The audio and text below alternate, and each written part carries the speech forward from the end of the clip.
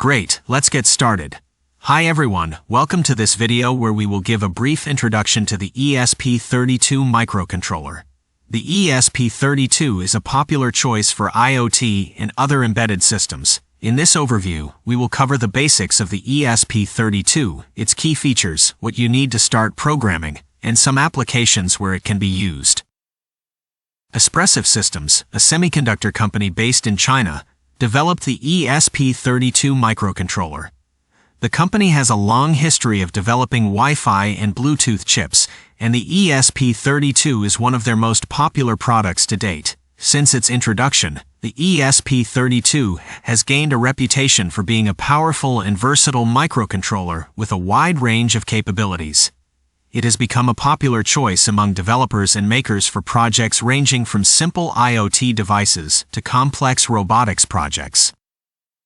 There is a wide range of ESP32 controllers on the market, but here, under the name ESP32, we will mean the most popular option, the ESP32 DevKit Development Board. What is ESP32, and how does it differ from other microcontrollers? The ESP32 is a low-cost, low-power microcontroller that has built-in Wi-Fi and Bluetooth capabilities, making it an ideal choice for IoT applications. Unlike other microcontrollers, the ESP32 has two cores, which makes it capable of multitasking and handling multiple tasks at the same time. The ESP32 also has a higher clock speed than many other microcontrollers, which means it can perform tasks quickly and efficiently. Espressif Company provides access to its IoT cloud with a convenient application for mobile devices. They have a ready-made integrated software solution for connecting ESP32 microcontrollers to this cloud, called ESP Rainmaker. Key features of the ESP32. Supply and logic voltage 3.3 volts. The ESP32 has a rich set of peripherals, including analog to digital converters, digital to analog converters, I2C, SPI, UART, capacitive touch, pulse width modulation, and more, making it suitable for a wide range of applications. It also has low power consumption modes, making it energy efficient and well suited for battery-powered devices. The ESP32 supports multiple programming languages, including C and Python, which makes it accessible to a broad range of developers. The ESP32 also has a built-in security mechanism that helps prevent unauthorized access to your device. The ESP32 comes with a light operating system, FreeRTOS. The following methods to program this chip don't replace the FreeRTOS firmware, but rather deploy applications for it to run. Applications of the ESP32. The ESP32 can be used in a wide range of applications, including home and industrial automation, robotics, smart agriculture, wearables, and many more. One popular use case is in building IoT devices, where the ESP32 can be used to connect devices to the internet, collect data, and control other devices. Another popular use case is in building DIY electronics projects, where the ESP32 can be used to control LEDs, motors, and other components. ESP32 pins. The ESP32 has a large number of pins, with a total of 38 pins available for use. These pins can be used for a variety of purposes, including digital input and output, analog input, and communication with other devices via SPI, I2C, UART, and other protocols. The ESP32 also has a number of dedicated pins for specific functions, such as the digital to analog converter pins, which can be used for generating analog signals, and the touch sensor pins, which can be used for detecting touch inputs.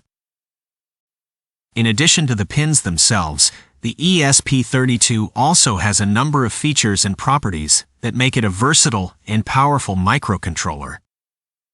It has deep sleep modes, which can be used to conserve power when the microcontroller is not in use. The ESP32 has a built-in real-time clock, but there are no examples of its use on the web, and all use a separate external RTC, But built-in RTC is interesting because it includes 8 kilobytes RAM, where you can save data while the microcontroller goes into deep sleep mode. Overall, the ESP32 pins and their main properties make the microcontroller a popular choice for a wide range of applications, from IoT devices to robotics projects and more. Getting started with the ESP32. If you're interested in getting started with the ESP32, there are a few things you'll need. An ESP32 board such as ESP32 DevKit, micro USB cable, computer running Windows, Linux, or macOS. When it comes to programming the ESP32, you have the option to use either C or MicroPython programming languages. Luckily, there are several integrated development environments, IDEs, available that support both languages. Let's take a look at the IDEs that support programming the ESP32 with C. First on the list is the official ESP IDF, which is a comprehensive platform for developing applications for the ESP32. You can also use the popular and user-friendly Arduino IDE to program the ESP32. Another option is the versatile VS Code editor. On the other hand, if you choose to program your ESP32 using MicroPython, there are a few IDEs that support this language as well. Thonny IDE is a beginner-friendly option, while PyCharm is a more advanced IDE that provides many features and tools for developers. Mu Editor is a minimalist IDE with a clean interface, and UPyCraft IDE is another popular option for programming the ESP32 with MicroPython. Lastly, you can also use the VS Code editor with the PyMaker extension to program your ESP32 with MicroPython. With these options, you can choose the IDE that best suits your needs and experience level to get started with programming your ESP32. Once you have your development environment set up, you can start exploring the features and capabilities of the ESP32.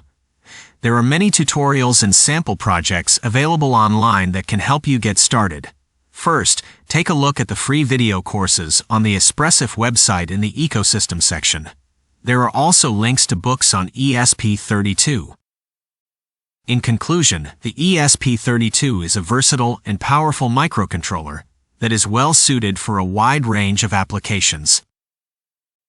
Whether you're building an IoT device, a robotics project, or a DIY electronics project, the ESP32 has the features and capabilities you need to get the job done.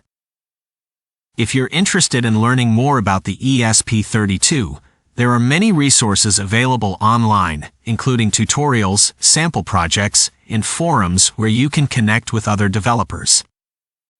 It's nice that it can be programmed using the Arduino IDE. We hope you found this brief overview of the ESP32 helpful. Thank you for watching, and we look forward to seeing what you create with it.